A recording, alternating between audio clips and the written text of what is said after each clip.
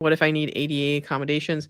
That has a very good question here. Is there any way to get extra time for the exam? The only way you can get extra time for the exam is if you get an ADA accommodation. They do have the information on the AAPC website.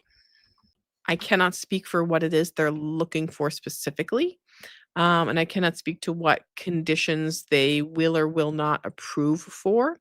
But if you go into the AAPC website or sorry, sometimes it's hard to find on the website. If you go into Google, go into Google and type AAPC space ADA accommodations. So there are some conditions where they might say, hey, because of your condition, you can get some extra time for the exam.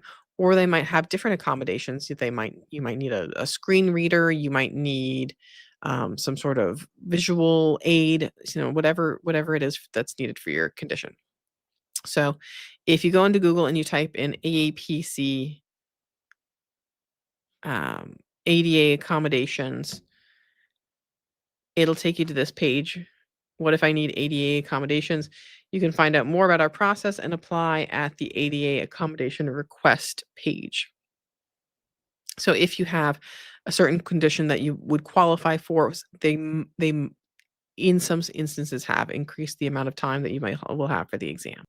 They do have, again, this is not me saying one way or the other you can or can't, or me agreeing with this. I'm just displaying the information as it says. So ineligible disabilities, it says challenges such as test anxiety, English as a second language, slow reading without an identified or underlying cognitive deficit are not learning disabilities and therefore do not qualify exam candidates for ADA accommodations in and of themselves.